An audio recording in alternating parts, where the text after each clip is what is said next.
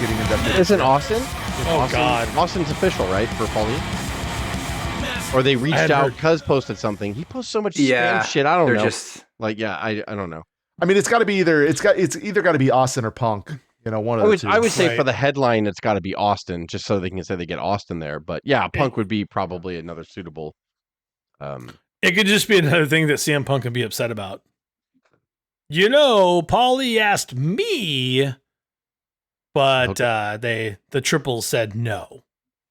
Yeah, I don't know that 3-person promo exchange on Monday was pretty good. I want to talk about that. So like that segment got 2.2 million viewers, which is the highest segment on Raw in a long time. I mean, I know that's Drew, Seth, and Punk. Yeah. The Drew, Seth, and Punk drew the highest segment that Raw's experienced. I don't remember. I read it somewhere that's X amount of months or whatever, and that was awesome. I really loved that too. And I loved it. It felt guerrilla. It felt like real. They were talking over each other a little bit, but in a good way. It was real. Yeah, it was really, really good. I mean, Punk's fucking really good on the mic. Come on, like Jesus Christ. And then Drew's getting much better. Can I say something? When did Drew become like the promo police though? As he's walking down, he's like, "Punk, you can't say that. You're gonna get canceled." And then later on, he's like, "Hey, we're trying to keep it PG." And I'm like, "Yeah, we're not trying to keep it PG." They've been really allowing him to like be a heel online, and like he's been doing stuff on social media. He's been really funny. So Drew's really been trying to find himself, and so he's been really like experimenting and stuff. And I love that about Drew. Yeah. He's gonna be the fucking champion, TV champion. He is. But that's my call. But I honestly thought that Drew for a moment kind of talked circles around CM Punk of all people. CM Punk was constantly relying on, well, I'm in Chicago. I'm like, okay, bro, we know you're in Chicago. That's the only reason why you're there. He also has to be the face, and he has to be in the ring, and he knew Seth was coming down, like in the script, and he knew that like he could only say so much because I guess like when he started playing up that I could count, I could be the referee that wasn't supposed to. Are you defending the CM Punk that made you have a shoey like 3 years ago? Are you defending the CM Punk right now? I mean, he came back. You even admitted that he came back, and you thought he would never come back. So he did twice. I did. He did twice. All I had to do was extend the time of the bet. Two times in AEW. I did that. Once in WWE. I did like that exchange when he was like, "I was the chosen one." He's like, "Who chose you?" Yeah. By the way, who chose? I was like, "Oh, that's awesome." It was like, can you even say his name? Would they freak out if they? Yeah. He's like, "No, you're gonna say his name," and like Drew just had that big smile. He's like, kind of walked myself. It was good, and you can tell too that Seth. I mean, to Justice's point, it was real because none of them like each other. There's no way. Drew might be indifferent, but Drew doesn't like CM Punk. Seth definitely despises CM Punk. He was very clear in shoot interviews, like, "Go away, you cancer." And I don't think that was like just for fun because there was no reason to say if he liked or disliked CM Punk in that moment if he ever came back. But he's like, "Go away, you cancer. Don't ever come back here." He was very clear on it. So when Seth Rollins comes out there and gets in his face and says, "You fail to understand that you are not in this equation at all. You're not even in this match. There's no reason for you to be here." And he went off on him. I was like, that's how Seth truly feels. That they're, to Justice's point, they're using it as part of the promo. The more real it gets, the better it is. And you could tell those guys don't like each other at all. And I love it. It's going to be great. And Drew's like, makes the best business. Drew's like, "I'm glad I hurt you. This is the best thing that's ever happened to me." I'm like, and I think he believes that. Like, I'm so glad that I busted your arm in the Rumble. This is the best thing to ever happen to me. I'm so glad it happened. Like, I got to thank God for it. I was like, it's dirty, and that's really good. It was a fantastic. And then now you have a whoever wins, Seth or Drew, you have Punk waiting to challenge them. So you have a challenger already for whoever wins. And like, I hope Drew wins. Seth might keep it. I mean, he's done the best with that. He looks great with it. Yeah, he's done the best with it. Like, Seth is this is the best Seth I've ever seen. Like, he just gets it now. He feels comfortable. Like, once they find that character, it's kind of amazing to watch them like flesh it out. And he can work with anybody. He's that talented. I love that segment, and the ratings reflected it. But I want to say, before we get to the last segment, my personal favorite segment was Rhea and Becky. Holy shit, that promo was good. Becky's promo was finally the man character from like 2019, which I wanted to see back for a long time. And she punched Dom right in the face. And what I love about WWE's production now is they play it like it's a sport. When they replayed it, she goes to hit Dom and it's in slow motion, and then right when she hits Dom, you see her hit his chin and everything, and McAfee's all boom like that. So fucking funny, like so fucking good. And it was McAfee's doing a great job. It was a great like promo. It was the way the Becky the man before she left when she got pregnant the first time in 2019, 18. It was that kind of Becky that I was waiting to see. Rhea needs that challenger, by the way, and Becky needs to step up. And Becky always steps up. It's so funny. We all do critique Becky at times because hates her for whatever reason. But like, I'm not a Becky fan anymore either. I'm not. But I get it. I get it. Her character's worn thin. I understand. Nobody liked the Art Deco heel character that she was for a while. I understand that. Like, I get all of it. I wanted the anger back. I wanted that. But Becky, back. And she did Becky, the performer, rises to the occasion every time she needs to. She's a professional. She's the biggest women's wrestler in history, by the way. Like, I don't think it's close at all. Like, when she was over as the man gimmick for that 2 or 3 years, she fucking sold merchandise. She got the pop like men got pops. Like, she's awesome. She's the reason why women main evented a WrestleMania. Absolutely. And I think that it's easy to forget that stuff because wrestling moves so fast. There's so many hours of it every week and blah, blah, blah. But I mean, like, she finally showed me on that segment on Monday, there's the fucking Becky that I need. And that's the Becky that needs to challenge Rhea. I love that section too in her thing, like where like, I feel like so much, with the promo we were just talking about, plus the Becky stuff, like they're bringing in so much almost kind of real, like there's a realness to the promos that wasn't there before. Like Becky's thing where she's like, I've been through all this, and you don't know what it feels like. It's when she was talking about, she had that segment about, or that section about, and then all of a sudden someone younger comes along, someone hotter, someone this, whatever, and then you're cast aside, after all the work you've put in. I was like, and it's real. That's real. You know where she pulled it from too. The biggest thing she pulled it from where she got really heated, and I do feel like it was brought like, hey, bring this up because it's gonna bring out the best in us. And she said, "Your daughter called me mommy," and Becky went to a place that I haven't seen her, to Jess's point, your point, Joe, that she hasn't gone to in a long fucking time. She was legitimately angry. I was like, whoa, that's the Becky that me and Jess are both saying that we miss. That anger when she was talking shit on Charlotte, when she finally beat the shit out of Charlotte, and they have the side by side interviews, and Becky's like, "Yeah, fuck you, I'm gonna kick your ass. I'm gonna find. I fucking hate your guts. Like, what do you want to talk about?" And I was like, when she did that after she just pulverized Charlotte, I was like, this is the best thing to happen to women's wrestling ever, and that disappeared, for whatever reason, and it's hard to come back to that level, but for that one moment, that one segment, Becky was back on that level. And it was exciting to see. And her matches are always good. They get to a point where they're really good. So the match, I think at WrestleMania would be great. And Rhea has been doing some fantastic stuff on like guerrilla social media. I don't know if you saw the Shayna Baszler thing where Shayna's like, please put that in my face. And then Nia Jax broke it up because Nia's a pain in the ass. But like, Shayna Baszler was like, please give me the stinky. And she started to roll it up. And then Nia Jax is like, boom. That's it. I guess they did a 3-way on some house show somewhere, which was, I'm sure it was really good, but Rhea is hitting her stride right now. So this collision should be fantastic. And the only thing I could say is that it seems to be overpowering the other women's title, which I think Bayley's going to have a fantastic WrestleMania. And it's a shame that storyline is kind of being cast aside a little bit. I mean, it's still there, but Becky and Rhea are kind of shining over that. But I'm really excited to see what EO and them are going to do.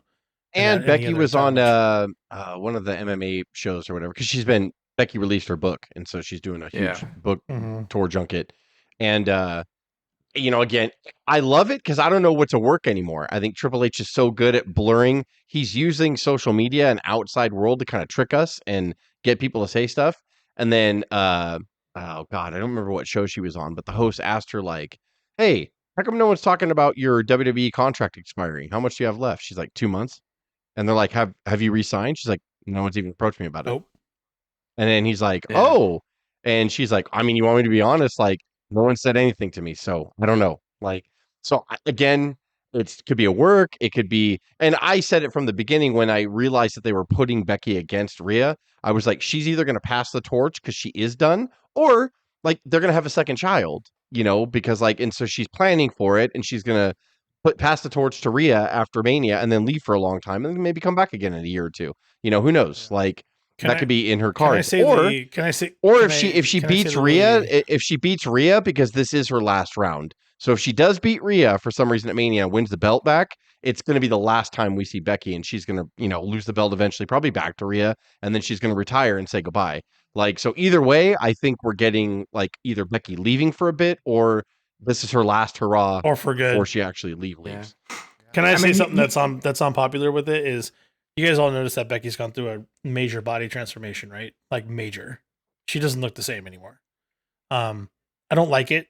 I'm just going to put that out there too. But at the same time, when you go through a transformation like that, I really feel like you're not built for wrestling anymore. I know that sounds really terrible to say, but you can't. I feel like if you're not like not exactly like Bayley or Shayna Baszler, but you need to have a little bit of like you got to have some girth a little bit to be able to take these bumps day in and day out. And it feels like she's moving on to something else.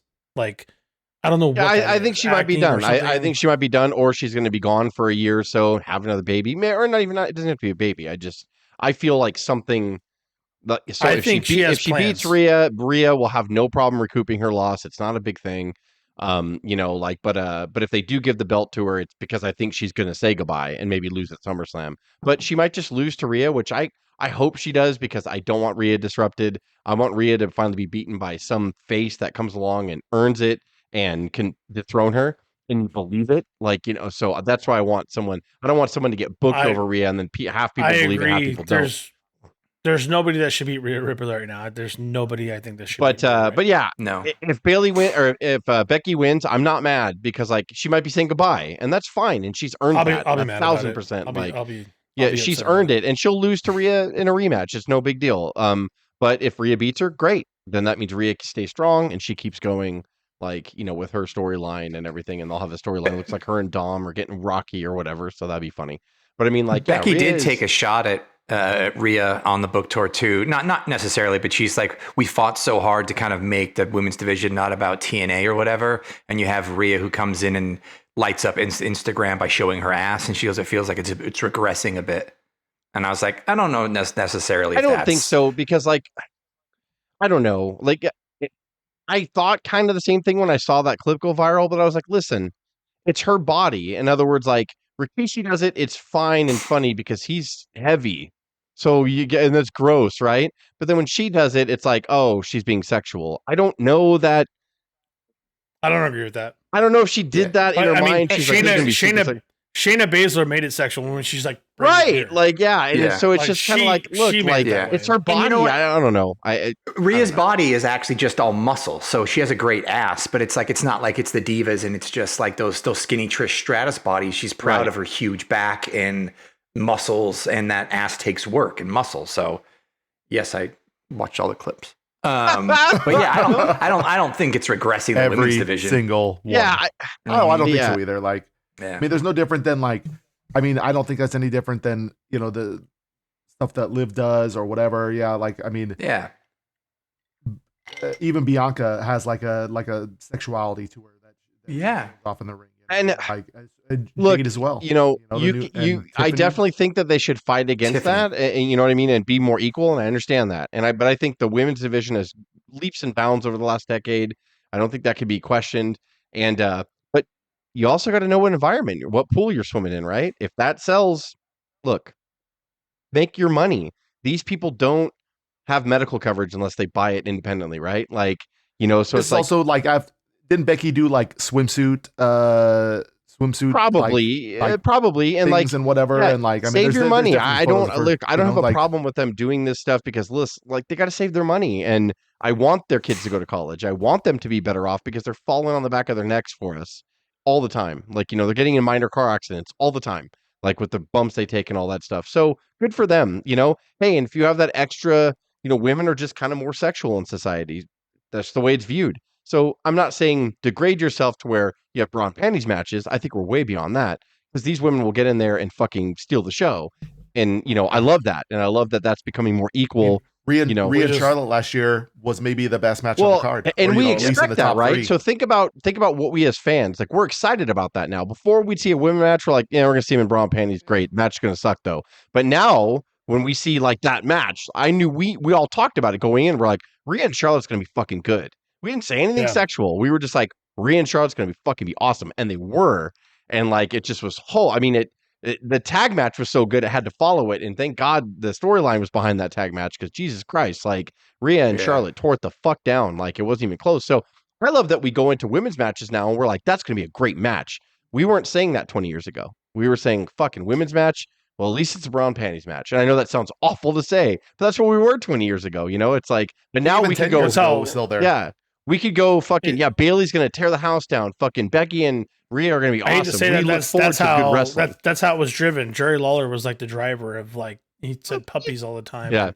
It was terrible. I mean, and I'm not really proud of it. And I'm glad that they got past it. I mean, I guess it was necessary to get through because maybe we'd never see ladies in wrestling, but there had to be that moment in order to get to this moment, I guess. And as horrible as that is, I'm glad that we're here.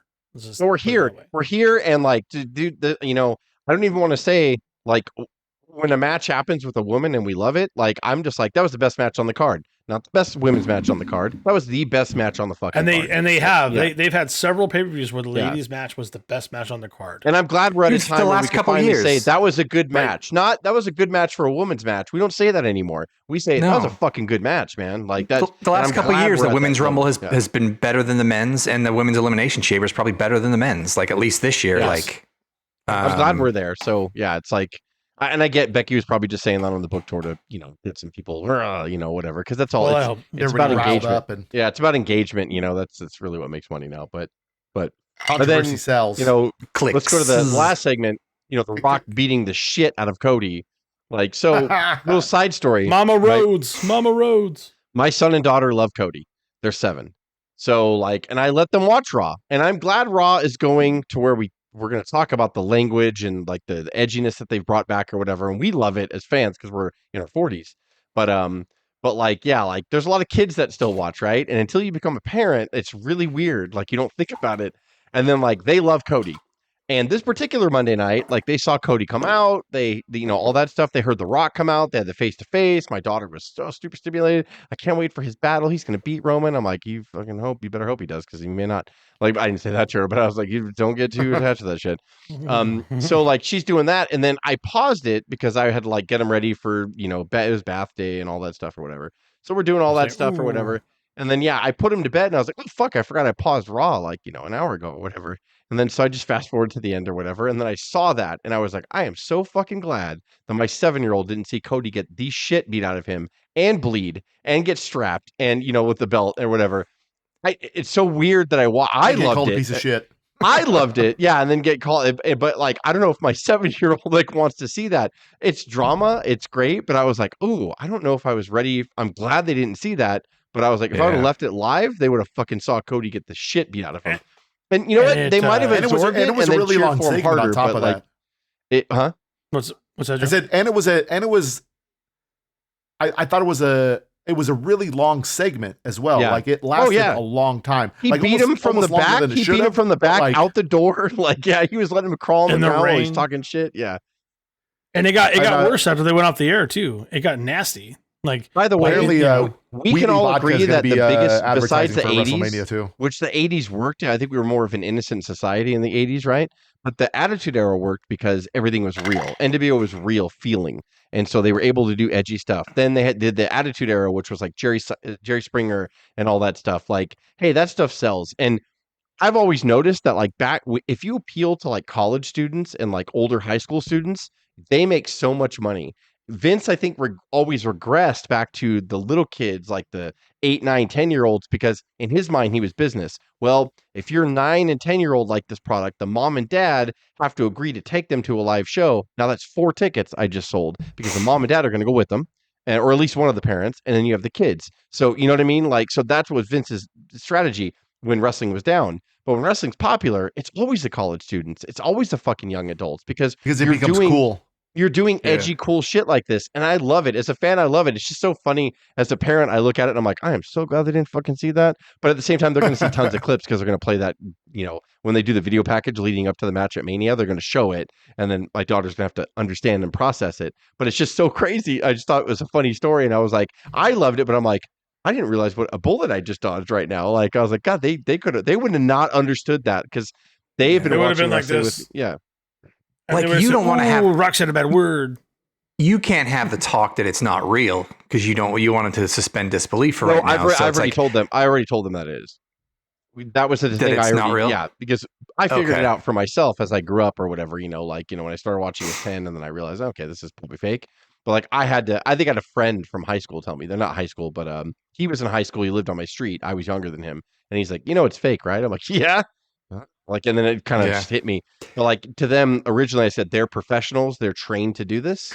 I was like, so that's why you don't do it on each other because you could really hurt each other. It's not real. So kind of from the beginning, I sort of told them that. Oh. So I love it. It's pure because they're swept up in the story. So that's awesome. They love characters or whatever. But they do say, oh, yeah, this is not real. So I would have probably said that if that would happen. I'd be like, it's not real. It's Kool-Aid. It's red Kool-Aid. And I would have to. Yes, that's not real blood. Like, did Joe and Dave, do you remember the moment that you knew wrestling was fake? I remember exactly as if it was yesterday. It was an older kid at the apartment complex where I was staying at was like, it's always a goddamn fake, older right? Kids. Yeah. And then it was like, and I think it was specifically about Coco Bewar's Bird Busters. He's all, that would kill a guy. He's all, pile driver would kill somebody if you do it. Was that my dad? Think about that was the kid back then? And I was like, that's still fake. Huh? And then after that's like, I think I knew pretty much from the get-go because it wasn't. I didn't find it on my own. Like, I was probably 9 years old, and like my uncle gave me like PWI and some wrestling magazines, and then like I think kind of explained it. He's like, well, it's exciting. They're not really hurting each other, but it's more of like this kind of story. Dance. And so, but when you're 9 and 10, you kind of knew it and also bought into the kayfabe of it as well. So I didn't really have a Santa Claus isn't real moment, but I just remember when we were talking about it with friends, and I think I don't know if you guys remember the Copenhageners or not, but they would get every pay-per-view, and that's where I'd go to watch before I started hooking up with Nate, Jess, and Joe, and then Craig later on. And it was like we would say things like, "Oh, remember when Hogan cleaned house? That was such a cool moment. That was such a cool segment." And then there was things like, well, the reason why we knew Warrior was going to win is because it was called the Ultimate Match. And I was like, there was things like that. And that's when I was like, yeah, and I already had my suspicion. So I'm like, oh yeah. So nobody ever said it, but we all knew that it was choreographed. And when we started like in junior high and high school, we all knew it was fake, obviously by then, but we would all treat it like it was real, which I think that's when wrestling was my favorite and that's why I like what they're doing now, because like, I know it's all a show, but the fact that they're trying to blur stuff and they're doing it tastefully though, like they're not beating you over the head with it or making a corny storyline about wrestling's fake. Like they let Becky say stuff like on a press junket outside of wrestling. They let Rock post a bunch of stuff on his Instagram, like, which is not in the wrestling ring. Mm-hmm. And I think that's like, so they're using today's atmosphere to like finally get wrestling. Well, you have to adapt again. and evolve with what's going on, as technology, as our tastes change. Obviously, like we went from all-American 80s to we don't really know what we want in the night. Like that's why it struggled, because they didn't know what we wanted. We didn't know what we wanted. All of a sudden, the cool Attitude Era and like NWO was like, oh yeah, that's what we like. That's what we like. Yeah. I definitely knew we didn't like the PG stuff, whatever later on, but that you kind of ebb and flow with what's going on in society, what's hot, everybody lives their life on the internet. So like bleeding everything onto the internet makes sense. Yeah. And young people don't watch TV. Yeah. Young people don't watch television. So it's like they have to, like Rock filming that extra clip when the yelling cut is brilliant, because that's what young people are watching. So you just watch it on Twitter anyway or whatever. It's got to be bite-sized pieces. It absolutely blew up. No one's watching 3 hours. Yeah, to your point, when he started strapping him, Craig, after it was after, he's like, you think because we're done with the script that we're done with this? Fuck you. Oh, yes. Check it so out a producer. So yeah, Dave explained to Joe actually what happened. What happened. They went off the air, and you can actually hear the producer yell "cut," and then Rock. That pissed Rock off, and He basically goes, "You think just because we're done with the script, we're done with this? Fuck you!" I was like, "Whoa, that. Here we go." And he kept strapping him. He started strapping him with the belt. Wow. After he cuts Cody open, he wipes the blood on the belt, and then he's like, "Fuck you!" Just because the script's over doesn't mean we're done here. And then he started strapping Cody with it. It's phenomenal in the rain. And they're outside in the rain. Cody's laying on the fucking wet cement right by his bus and getting the shit beat out of him. But that also, it sounds like he might have cried. He's like, "Yeah, cry, you pussy." I was like, "Whoa, all right, here we go." So I don't even know even more. So we got the tag match on night 1, and then we have the title match on night 2. Now I love it because I'm like, I don't fucking know. Like you're priming Cody to where if Cody doesn't fucking get some kind of retribution, whether he finally wins a title or at least he beats the shit out of The Rock in the tag match, I'm like, you have beaten Cody you have gotten the most sympathy out. Everyone now is like, Cody, like they want to see him rise up and finally fucking go over so badly. Yeah, he needs to be coming to WrestleMania on fucking fire. So I don't know. It's awesome that I don't know, and that's what's so great about it is I don't know what's going to happen in a tag match because the stipulations are if Rock and Roman win, then it's bloodline rules, right? So which means it's fucking anything goes. But if Cody and Seth win, then none of the bloodline can come and interfere. But who's to say someone not in the bloodline come and interfere? So you got that in the background.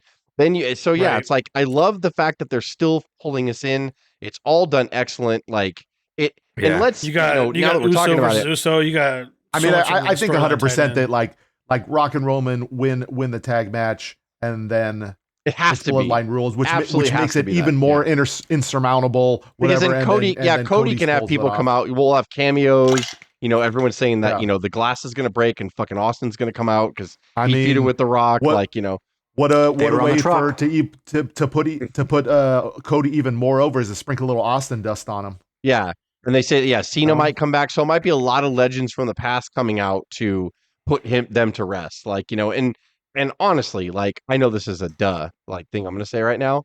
How fucking good is The Rock? How fucking great is he? Like it's really not even close. Incredible. Like I almost don't like it because I'm like as good as Roman's been, and Roman's been fucking amazing the last 3 years. I'm like The Rock buries everybody. It's not even close, but these guys like Cody and Seth and Roman need to be around that to get to that level. You have to. And like they need to see it. I hope it burns. I hope they get in there. He's so fucking good because he's always been good. The Rock was good when we were fucking in our 20s. He's fucking good now. And like it's not even close. Like his entrance is fucking epic. He looks great. Like Rock knows exactly what he's doing at all time. Every syllable that he utters is not a wasted breath. It's so fucking top tier. It's crazy. Then on the flip side of that, you have the segment where he didn't say a word.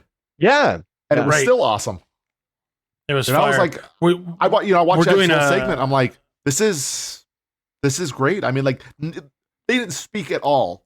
And then the fans were still going nuts. Yeah, it was like Hogan and Rock. We're trying to work a segment where we're talking about WrestleMania 2000, and The Rock cut a segment in there, and I was blown away. And it's been what 30 years. It's unbelievable. It's almost 30 years. I think was it 2014 2016 is WrestleMania. He cut this promo. It was unbelievably sick. Yeah, it was incredible. It was WrestleMania 16 in 2000. And but Joe and I'll never forget. Like I think when we kind of knew it, like it was WrestleMania 14, and he did that fucking interview, that taped interview with the Up All Night. Maybe it's not the Up All Night host, but it was some female like host that did like this smut talk show, and The Rock was her guest. And it was WrestleMania 14, 1998. And that was when like they were a month away from breaking the 83-week streak, and they were just on fire. And all their character, Austin was getting over big. He won the title at WrestleMania 14 for the first time. And Joe was, I think, I'm pretty sure both Joe and Craig are at my house for WrestleMania 14. And I remember they did an interview, and it was a throwaway line. And The Rock was just talking, he's doing the third person thing, which was fucking hilarious. And it was brand new at that point, and we were all just dying and loving it. And then he just goes, what I'm saying? And The Rock knows exactly what he's doing in the bed if you smell him cooking. And he said it so throwaway, and Joe started belly laughing. He's like, did he say if he smells what I'm cooking? I'm like, he did say that. And then the next fucking night on Nitro was like, Rock smells what I'm cooking. If you smell what I'm cooking. And that, it just exploded. And I'll never forget that. Like, there's so many things. Of course, the Austin 316 speech, that sticks in my mind. But Rock, like, just as everything kind of hatched and all this amazing shit came out of him, I'm like, God damn it. Like that was a throwaway. Now it's if you smell, he draws it out. If you smell, it's on his merchandise or whatever. It was a throwaway line that he nailed her with. And it was so perfect. And we just started laughing like in my living room. Just like Joe's like, just like 316. did he just say, if you smell what I'm cooking? I'm like, he did fucking say that. It's just the best. Like, and then he just started, when he realized that fucking worked and people started bringing signs that said, do you smell what The Rock's cooking? He's like, oh, that's my fucking tagline now. Like, that's fucking amazing. Like, it's all amazing. And Rock's been doing it forever. And I know he left for a long time. And I think a lot of people's bitterness towards him was, you fucking left us, man.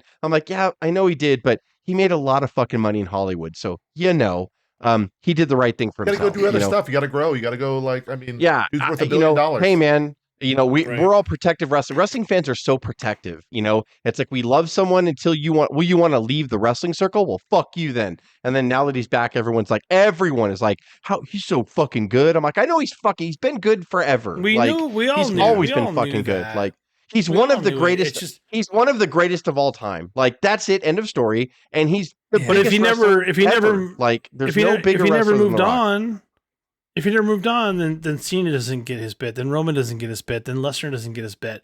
I mean, wrestlers have to move on, and he's just had to do one of the wrestlers that, to Joe's point, made $1 billion in the acting gig, which is no small feat. With classic movies like San Andreas. And it was so good, bro. So good. But you know what though? And The Mummy Returns. And Rampage. Hey, Jumanjis were fucking dope. Come on, you gotta give them some credit. Those are great movies. Come on now.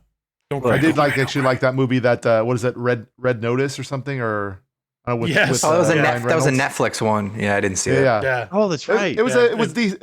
Really There's good. some funny moments. Like it's like don't do that. What am I doing? Don't do that. Yeah. It's fucking. What's the one with Jack Black? Was that Jumanji? Sorry. Yeah. His best role was the bit part with him and Samuel Jackson and the other guys. So fucking great. Aim for the bushes. That also is classic. Yeah. Someone dial 911. Holy shit. So good. Yeah. But yeah, he's always been good. I don't know. But what I love more about The Rock right now is like, he's on the board or whatever, and he could have easily inserted himself. And I think Cuz has said it on other episodes. He was so scared that it was just going to be the bubblegum babyface Rock the whole time. And he's going to get booked to beat everybody. This is so much better. You got to give The Rock credit. The Rock fucking feels the temperature right now. And he was like, no, I got to be heel. Like, and I'm going to be the best heel, by the way. And I'm going to be gone. I've been gone for like fucking 10 years and I'm going to be better than all of you. Like, I want him to set that notice. We all witnessed the Batista experiment. If The Rock wasn't paying attention, that would have been on him because nobody would have wanted it. Rock has to be heel. He has to be heel for this whole thing because that's the only way Roman can turn face. Yeah. Yes. It's the only way that Roman can turn face is when The Rock turns on him and is like, I'm the chief elder or the I'm the oldest guy. You're not the tribe elder or whatever. And you're nothing. Who's to say that doesn't happen at WrestleMania? There's so many irons in the fire that can go through. It absolutely could. Yeah, you can see The Rock churning. And then, by the way, the only thing that turns Roman is Rock. Roman Reigns will finally be a massive face, which he should be. Heyman rolls to Cody. Yeah, Heyman rolls over to Cody. Yeah, and then he's got, and then and then all of a sudden, Roman stuff with nothing. He's got to climb out of it. Yeah, they planted that Easter egg at the press conference when they actually showed the lineage of the Anoa'i clan, and then Rock actually has been. He's actually the High Chief and has been given the title High Chief, so he technically has a higher title than Roman. Yeah, and it was on the. I make more money than you. The thing. That's right.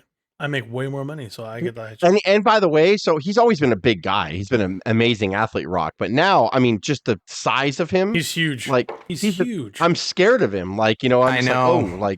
I hope he doesn't hurt himself. He's supposedly going May through August. That's the only thing I worry about is him fucking tearing a quad or just. He did it with John Cena. And now he's 10 times bigger, and I hope he just has some calisthenics in there too. Fuck. I hope he's stretching. I know. I hope he's some yoga in between those leg days, bro. It's so fun. And I'm thinking a lot of people are saying this too. If wrestling was on pay-per-view, this probably would easily destroy the pay-per-view record. If it was all, if it wasn't streaming and it was on pay-per-view, this would easily destroy. This would be the biggest WrestleMania of all time, buy-wise. And that's a great fucking place to be right now. Like the interest and the allure of wrestling right now is on fire, and like TKO didn't betray us, right? Like they're pushing it right. Nick Khan knows what to do. He knows to let Triple H control things, and and The Rock has a lot of input now or whatever. It's just all great. Right. So I love it, man. WrestleMania is going to be great. I don't know if I want to do the card right now because we still have one more. It's 1 week away from when you guys hear this. So people are saying there's still three matches that haven't fleshed out at this point. Yeah, so I mean, people are saying. And I think they say they're only going to have 7 matches on each night, so every match is going to have their proper time to tell the story, not be rushed. Like, I hope they don't regret that because sometimes it's too long. But like, it just depends. Yeah, sometimes I was like 7 matches in 4 hours. That's a long time. Yeah, that means I don't need every match to go 30 minutes. Yeah, and or I enjoy the WrestleMania entrances, but not every one of them has to. Like Roman's entrance takes 10 minutes. It does. Yeah. It should be the only one that does though, Joe. To your point, right? It should be. Yeah, right. Like everybody's entrance is like it's like, dude, this took like Otis's entrance took 8 minutes. There's no way. There's no way, and it wasn't just him. If almost makes it to WrestleMania, I will call Triple H myself and say, "What?" An 8-minute shoosh entrance. Yeah, almost just got married. Let him enjoy his honeymoon. That guy's pretty funny. I like that guy. He's basically just a new Hacksaw Duggan, but like, yeah. He's the new Giant Gonzalez. I will say he's so funny. Don't give him that much credit. There's been some spoilers on the staging, and it looks like it's the same look and feel as like the San Francisco. You know that futuristic WrestleMania font? Yes. It doesn't look like the WrestleMania logo or anything like that. It looks like it's one big screen with that WrestleMania 31, the San Francisco one, like is one of my favorite WrestleManias. 31 is so fucking slept on. So I went to Raw a few weeks ago when it was in San Jose. Oh. And you were talking about this, yeah. The the most annoying part of going to it is I obviously on TV it's got to be there and whatever is the WrestleMania sign, because if you're behind that, huge. You can't see shit. It's huge. Which how couldn't they have fixed 100%. That after all these years? That's kind of bullshit. Yeah, I don't know. It was weird because like we were sitting like right behind it, and it was like. Well, how trying to watch like I mean I know they got a point to it, but the crowd it doesn't matter, like as long as they know where to point, you can make that virtual. Everybody's entrance, like you see the virtual Roman doing this. Yeah. Why can't you just have a virtual sign and say the sign is there? You always point from this turnbuckle that way. Because then Cody can't do it. The wrestlers know where you can't figure it out. The wrestlers know where the hard cam is. They should know where the WrestleMania sign is. They can make that virtual, Joe, to your point. Yeah. I don't know. I think I told you guys, we ended up moving and just popping down to some whatever, but we were sitting there, I'm like, would you? And if anybody kicked me out, I'd be like, I can't fucking see shit, and you guys took my fucking money, so. Well, we did go from $30 seats to $200. I mean, I still think that's fair. Well done. I felt like it was also, we were sitting like 6 chairs away from the hard camera. That's awesome. But do you guys remember, we were at an event years ago, I think at least you, me, Jess, and Craig were there, and this guy was pissed because he was in one of the flat seats, and everyone's holding up signs. He's like, tell him to put down the fucking signs. I'm like, get a better seat, douchebag. Like, what the fuck is your problem? Yeah. But there were so many signs. My kid can't fucking see. I'm like, well, that sounds like a you problem. Like, yeah. The security's like, I can't do anything about that, man. They brought signs. There's nothing I can't tell them to fucking take them down. Here's a photo from the Attitude Era when nobody could see. So. Dude, oh God! Remember when it used to come on the air? Everybody had a sign. Signs were everywhere. Right. Like, yeah, it was crazy. I was just like, if I have to deal with your stupid CM Punk chants when CM Punk's not there, you can deal with the stupid fucking signs where your kid can't see. Go fuck yourself. Well, that's my 15-year-old rant right there. Soapbox action. And then, so overshadowing. When is he's not fucking coming? When is AEW Dynasty? That next week too, or the week after Mania? It's got to be the week after Mania or 2 weeks after Mania. Can't be next week. It's that would be silly. They're going head to head. Yeah, it's gonna be okay. It'll be fine. Not a good idea, bro. We'll flush that more out next week or the week after because there's some good shit on that too. Daniel Bryan and Ospreay mainly like is the fucking matchup. I mean, Ospreay's just been killing it in general, and they've had some great matchups on Dynamite the last couple of weeks, and Takeshita, and the they wrestling really have, is fantastic. they just need like that main event act that's going to spike them a little bit. Maybe MJF coming back. Maybe I know he's supposed to come back pretty soon. But they need Kenny. They need some help. What's really hurtful, speaking of Kenny, is that I think Cuz posted, or one of you guys did, that it sounds like surgery is going to have to happen for him, so he'll be out a little bit longer, I think. Yeah, MJF was hurt. Yeah, he was hurt really bad. Well, MJF, but I mean, Kenny's going to have to get surgery. Omega, yeah, because he had the same thing that Brock had. Diverticulitis. Yeah. So they're like, there's a lot of wall that is not repairable. It's like, you could not have surgery, but if you don't, you probably can't wrestle anymore. If you want to get back in the ring, you're going to have to get this stuff out. All the doctors are consenting to that. So sounds like we still won't see Omega for a little while. Again, someone could be lying out of their butt, salt dirt sheets, but usually they don't mess around with stuff like that. I mean, on the bright side, we do have Monet, that's always something. Oh, Jesus Christ. CEO. So what was the thing about she was on commentary and was terrible on Wednesday? She's terrible, period.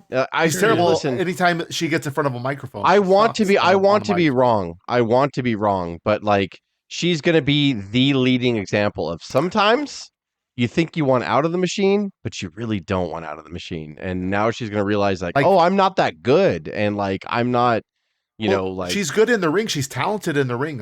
She is, of course. That. Like, she's a great wrestler. Well, she does not have any mic skills. She this minute she starts talking, I want to. She has no charisma. So is Miro. Miro is good in the ring too, but he's suffering from the same problem. Yeah, they all when they want to get out of the machine, man. Like, they all want to get out. And Daniel Bryan can make it work. Edge can make it work as much. Daniel Bryan loves wrestling, and he wants it. Yeah, Christian is definitely. And Edge and Christian are good on the mic. Christian's made it work forever. Yeah. Christian's made it work forever. TNA stuff and stuff he's doing now.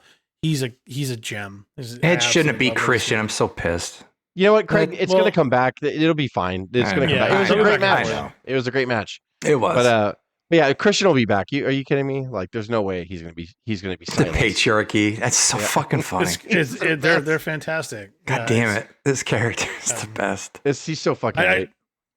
I mean, if you think about it, though, Christian's been doing this for more than a decade and making it work, and then Edge has to come back and all of a sudden it's a big deal. Like, I love the fact that Christian beat him all across the country until this time frame. I think that's my issue is he's always been in Edge's shadow. Like, not now. I think a lot of people would tell you that he's the gem of that feud. Edge is not as shiny and bright. He's never been that way to me. I know you guys love him, and I don't want to dispute that, but you could see that Mr. Cage has definitely come around, and he gets the wrestling of today, where I think Edge took that time off because he had to with that injury, and he's never truly shined like he did before. I think it's different, and I think it's definitely Christian over Edge at this point in the realm of just who matters more. I know you always have to kind of weigh that out, but Christian's phenomenal. Yeah. Even in the media scrums, he's a good boy.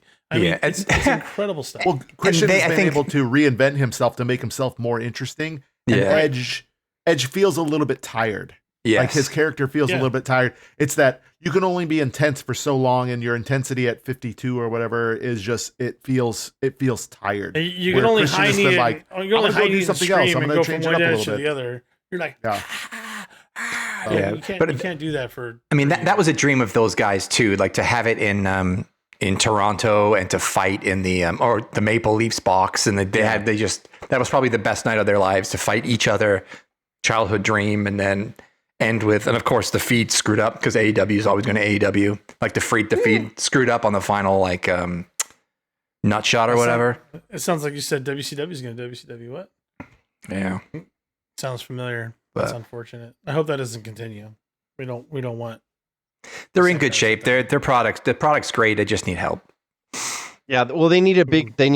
I'm not saying they need to hire a big star. They need to develop a big star, and then once that happens, and then you're like, okay, then you're going to get people who like AEW coming out of the woodworks. They have the absolute best wrestling.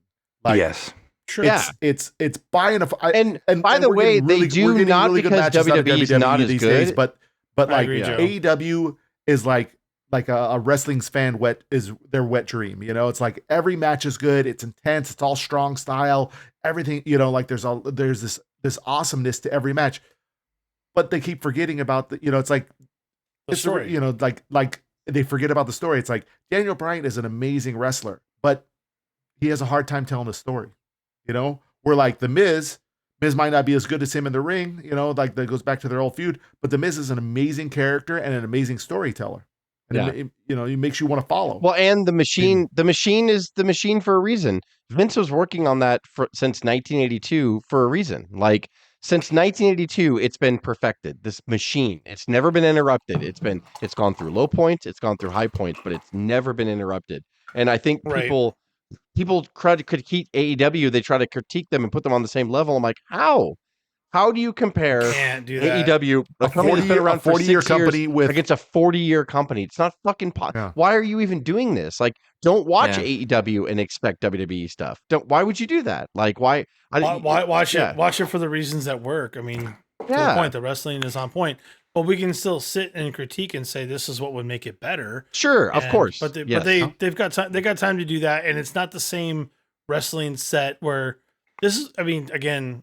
I go back to the Monday Night Wars, and it really infuriates me that these guys were getting 5s and 6s, and even when it went down, they were getting 3s.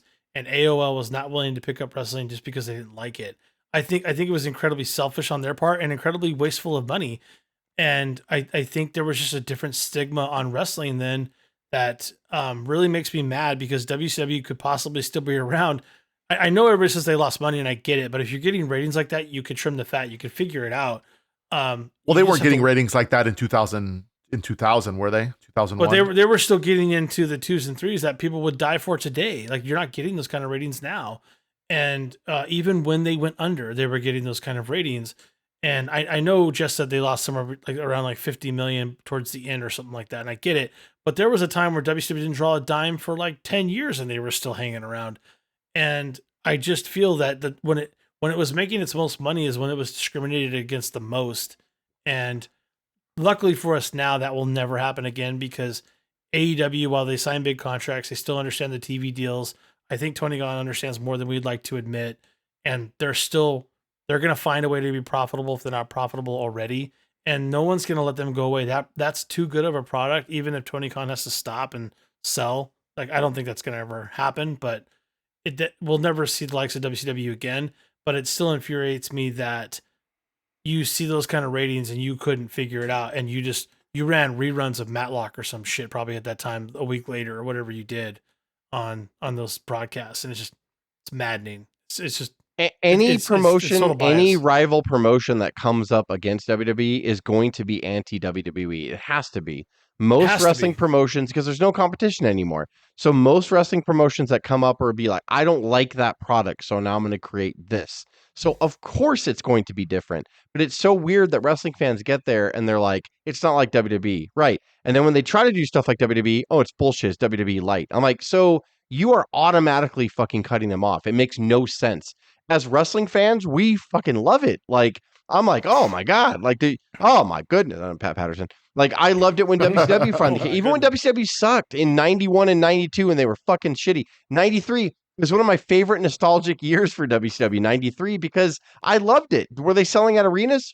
Fuck no. Like, even when they got Hogan there, like, it spiked for a bit, but when they first started Nitro, they would be in 10,000 seat arenas and get like 3,000 fans on the first 6 months of Nitro. It wasn't working. I mean, it was working on the ratings. Bischoff was getting a 2.1, 2.2. That was cable gold back then. A 2 million show, viewership show every week on cable was fucking, oh my God. And Raw was getting 2.3, 2.4. People were like, whoa. That's why it makes me so mad down the end. It's crazy. But Nitro, we don't have a slot for you. Whatever. There were so many Nitros that you could tell, the way the hard camera was and how tight it was. I was like, there's fucking 4 fans there. Jesus Christ. But it didn't matter. They still did a 2.2 or 2.3. They were getting their product out there. So listen, I know AEW has empty arenas right now. Okay. Calm down. You didn't want it to be the WWF product. What also happened that nobody really people don't really cite was when it first started, it was selling out 20,000 seat arenas because people hated Vince and they hated his PG bullshit, and he was out of touch, and Kevin Dunn's out of touch. The second Triple H took over, it got fucking cooler. And that good for that. Now Tony Khan's got to fucking respond. He's got to figure it out. Like, if he doesn't, maybe he'll hire people. I hope to God under him that figure it out. It will get better. We saw Full Gear live last year. I loved it. I loved every fucking minute because it was different. It felt gritty. It felt different. To see these different stars like Swerve and fucking Samoa Joe be kind of revitalized, and MJF and, you know, Switchblade and all these people that, and then we got to see Edge and Sting and Darby Allin and Christian. Like, I'm like, dude, this is why are you fucking kidding me? How is this bad? How is anybody bitching about any of this shit? When we went live to the forum, right, Jess? Yeah. Can I just say I forgot how shitty the forum was? Oh my god. It's remodeled too, which is fucking hilarious. It's fucking trash. Terrible. It's so terrible trash fucking stadium. But I mean, like, it was crazy. It's packed, and you felt like this energy there. You felt like, oh my god, like, there was a buzz. It was exciting. There was like a visceral kind of energy in the crowd. Yeah. Just because the fans that are going are into it. You know, it's like 100%. They're us. Fans that are critique them and to shit on them because they're not WWE. Don't forget, and then when they do, you know, no one's taking their little kids to AEW event. No, there weren't many kids there. Don't forget the Swerve match. Oh my god, that was intense. No one's watching. No one's letting their 7-year-olds watch somebody drink blood. It's just fucking crazy. But it's like, listen, I think that AEW, and it does need to realize its voice. Craig says it the best. They need help, and they do. Like, they do. It's the perfect hybrid right now of WCW and ECW. I think it's what ECW, what Paul Heyman wanted ECW to be. He just couldn't play with execs. He's like, fuck off. Like, every time they're like, you got to tone that down. He's like, fuck you. And they're like, well, you're off the network. And he's like, fuck you still. And then, like, he would that's what Paul Heyman did. Paul Heyman was an amazing mind and such an amazing fucking creative guy. Still is, obviously. From, you know, you don't think he has a big fucking play and voice in the bloodline shit? Of course he does.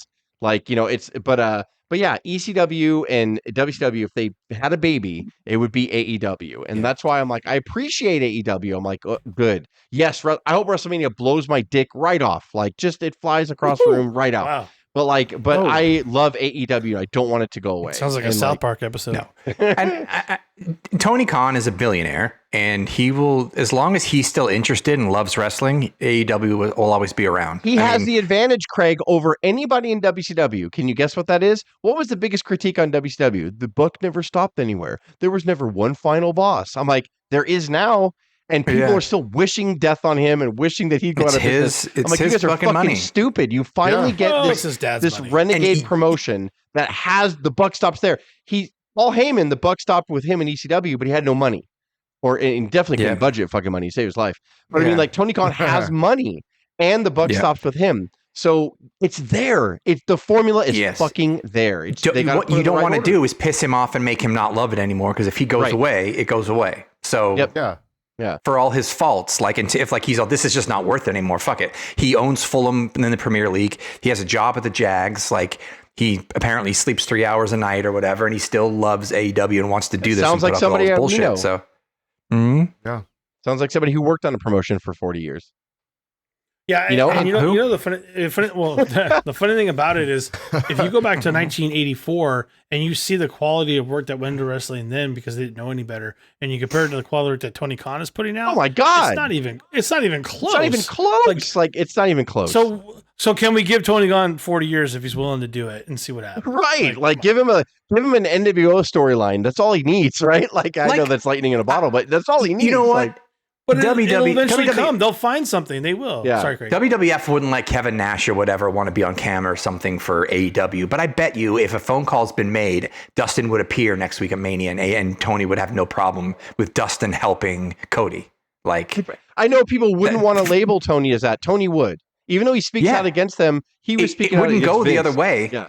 Yeah. He didn't like Vince's PW. So when he finally got the okay from whoever he got the okay for, and he's like, I'm going to start my own wrestling promotion. I'm going to talk with Cody, talk with the Young Bucks, talk with Omega, like, and did all that stuff. He did it because he's like, I hate fucking Vince and his PG bullshit. I fucking hate it. And that's what, as a wrestling fan, when he grew up, he liked all the alternatives. He liked ECW. He liked WCW. Mm-hmm. He always talks about everybody else, but believe he said even in interviews, of course, WWF got me started when I was a kid, of course. Like, like it does with everybody. But then you get different tastes, and he, like, I love it.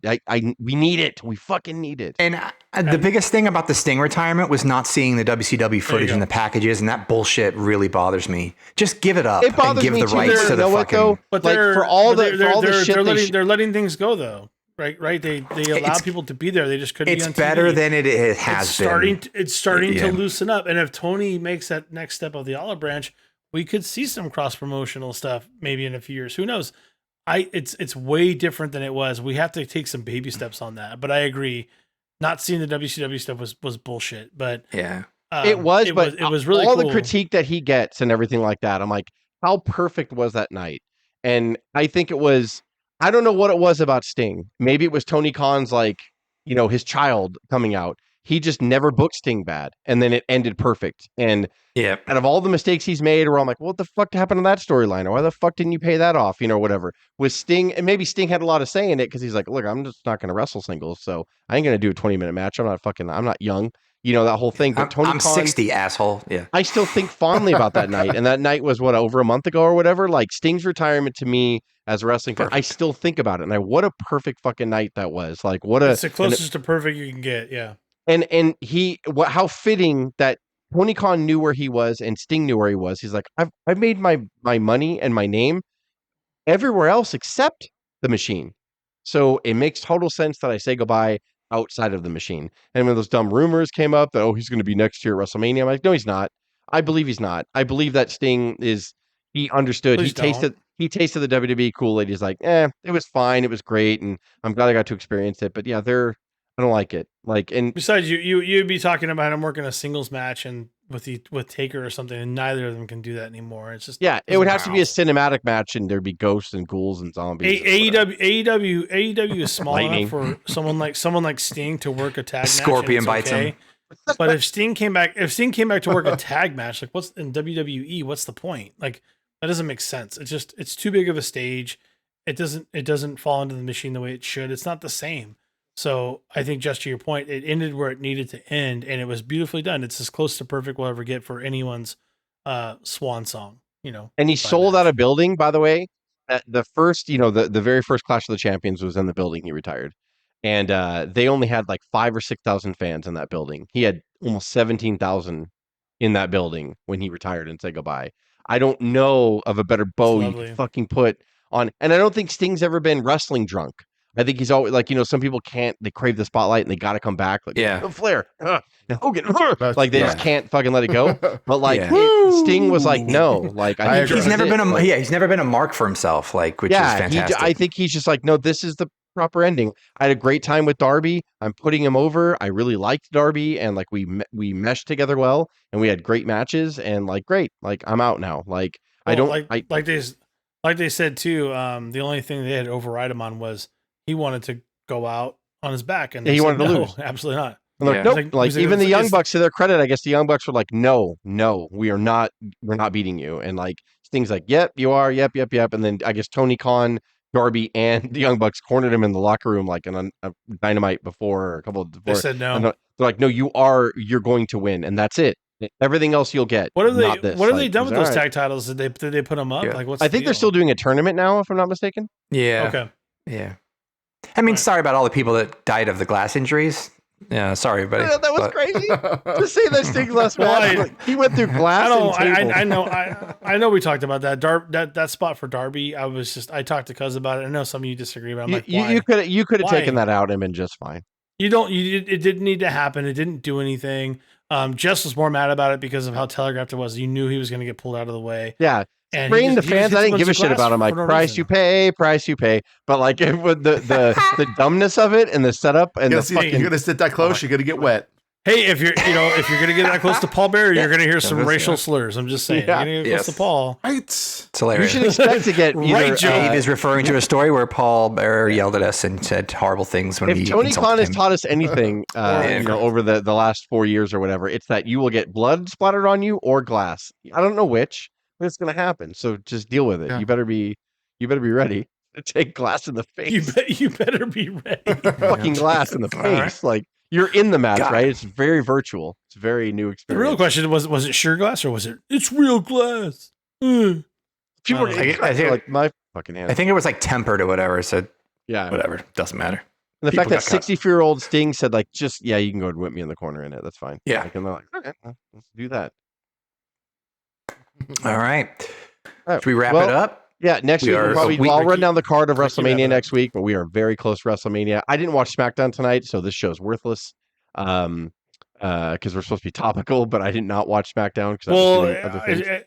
It doesn't come on until later on my side, so Yeah. And but Raw was fantastic, and if SmackDown's anything like Raw, and then we have the go home episode of both. We'll have the go home episode of Raw next week and SmackDown, so we still have one more round to go through, but it's wonderful. It's going to be a great WrestleMania. It's been a great WrestleMania month. The whole build-up has been amazing. It's awesome. So best week of the year. I know it's next because week, WrestleMania fellas. starts in the first week of April, but it's March is WrestleMania month to build up, and it's been amazing. One of the best build-ups for a while. Yeah, we've been fans for a long time, and it's probably one of the best build-ups I've seen ever. Like, it's so good. Like, it's really good. We might get drunk and decide to just still go at the last minute to Philly. That'd be cool. We're just fucking showing up there hammered, throwing up on I the think plane. Craig's got a voucher. Craig's got a plane voucher. I do. Do it. We'll get the standing room only seats. Just walk around all day. Do they have those at Philly? Link? I bet they No, they do. Cool. So remember that video that came out, where it showed the construction. They were up on the top tier, and there's no seats, right? It was all concrete, and up against the rail, there's cup holders like every fucking 2 feet. So it's meant for people to walk up and put their fucking drink in and just stand up against the rail. There is standing room only. Yeah. We found that out at SoFi. Yeah. We had one of our buddies tell us, you just walk around, right? I was like, what? What? Excuse me? So they actually sell standing room only seats. Don't tell anybody our secrets. Yeah. Everybody, Yeah, man. Tickets are gonna go up in price now. You gotta watch for an hour and 2 minutes to get the secret. We'll see if they do. So there you go. All right, everybody. There you go. But Craig, please take us away. We'll see you at the matches. It's the best ever. Let's stop.